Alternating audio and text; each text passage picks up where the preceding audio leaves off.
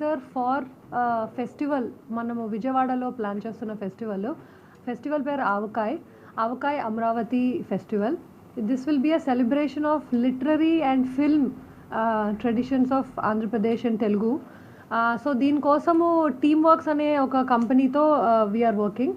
So they are the same people who already organise Jaipur lit pest, బనారస్లో Kabira అని ఇప్పుడు ఈరోజు వరకు అయితే ఉండింది, ఈరోజు అయిపోయింది, which is a classical music festival. ఇలాగ multiple festivals across the country experience ఉన్న వాళ్ళతో we are working.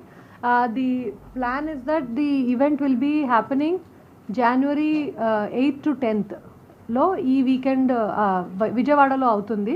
And this is the beginning. The plan is to build the brand over time so that it becomes major tourism landmark in the whole country. Sir, you want to... Nandi అవార్డులు కూడా చాలా సీరియస్గా ముఖ్యమంత్రి గారు కూడా వెంటనే జరగాలి. రెండు జరగాలండి. ఒకటి నంది అవార్డులు జరగాలి, ఇంకొకటేమో నంది నాటకోత్సవం కూడా జరగాలి. ఈ రెండు నాటకాన్ని సినిమాని సమానంగా తీసుకోవాలన్న ఆలోచనతోటి ఉగాదికి ఇవన్నీ నంది పురస్కారాలు, అదేవిధంగా నంది నాటకోత్సవాలు కూడా ఉగాదికి చేయాలనేది ఒక ఆలోచన ముఖ్యమంత్రి గారు దృష్టిలో పెట్టాం. వారు కూడా దీనికి సుముఖంగానే ఉన్నారు.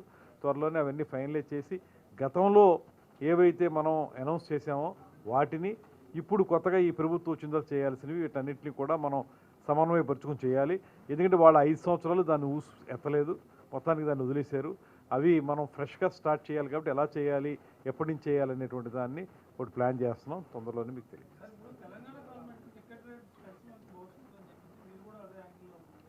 అంటే మనం ఇది ఇప్పటికే మన దగ్గర ఒక పాలసీ తీసుకున్నాం. ముందు మనకు ఒక జీవో కూడా ఉంది. ఏంటంటే బడ్జెట్ని బట్టి కొంచెం సపోర్ట్ చేయాలనేటువంటి ఆలోచన, మన ఆంధ్రప్రదేశ్లో షూటింగ్ చేసుకుంటున్నటువంటి సినిమాలకి కొంత సపోర్ట్ ఇవ్వాలనే ఆలోచన, బాగా హై బడ్జెట్ సినిమాలు ఉంటే వాటికి కొంత సపోర్ట్ ఇవ్వాలి, ఎందుకంటే థియేటర్స్ ద్వారా వాళ్ళకి వచ్చే ఇన్కమ్ తగ్గుతుంది కాబట్టి అనేటువంటి ఆలోచనతో ఒక జీవో ఇంతకుముందే ఉంది. దాన్ని సోఫార్ మనం ఇంప్లిమెంట్ చేస్తూ ఉన్నాం. ఇప్పుడు మళ్ళీ మారిన నేపథ్యంలో ఏ రకంగా దీన్ని ముందు తీసుకెళ్లాలనేటువంటిది రేపు జరిగే మీటింగ్లో డిసైడ్ చేసి ఫైనలైజ్ చేస్తాం.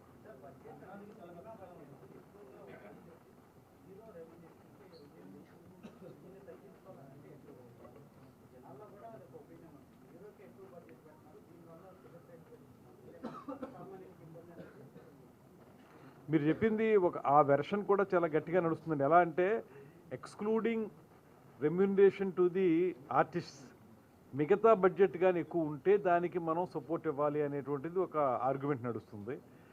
మొత్తంగా మనం దానికి సంబంధించినటువంటి బడ్జెట్ అంటే ఆర్టిస్టులకి ఇచ్చే రెమ్యూనరేషను, టెక్నీషియన్స్కి ఇచ్చే రెమ్యూనరేషను అన్నీ కలిపితేనే బడ్జెట్ అనేటువంటిది ఉంది కనుక దాన్ని కూడా దృష్టిలో పెట్టుకుని ఇవ్వాలనేటువంటి ఒక ఆర్గ్యుమెంట్ ఉంది. మేము ఆ రెండింటికి మధ్యగా ఎలా చేస్తే బాగుంటుంది, ఏ రకంగా ప్రొడ్యూసర్ని, డిస్ట్రిబ్యూటర్ని అందరినీ కూడా మనం ఎంకరేజ్ చేయగలుగుతాం, అది అందులో కూడా మనం చేయాల్సిన ఆలోచన కూడా ఏంటంటే ఆంధ్రప్రదేశ్లో షూటింగ్ ఎక్కువ జరుపుకునేటువంటి సినిమాలు, అదేవిధంగా కొంచెం నిజంగానే బడ్జెట్ ఎక్కువ అయ్యేటువంటి సినిమాలు, వాటి మీద ప్రత్యేకంగా దృష్టి పెట్టాలని ఆలోచన చేస్తున్నాం. ఇవన్నీ కూడా రేపు జరిగే మీటింగ్లో డిస్కస్ చేసి సినిమా రంగానికి సంబంధించిన అన్ని అంశాల మీద చర్చించి ఫైనల్ నిర్ణయం తీసుకుంటాం.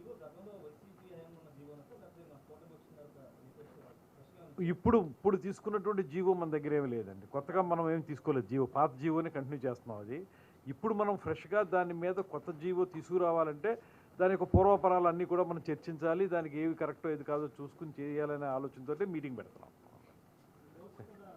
థ్యాంక్ యూ అండి. Thank you.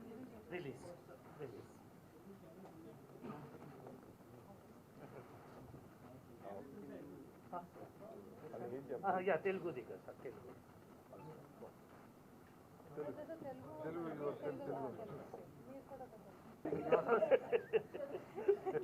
మనం రెండు పట్టుకుంటాం. మీరు హిందీ కూడా పట్టుకోవాలి.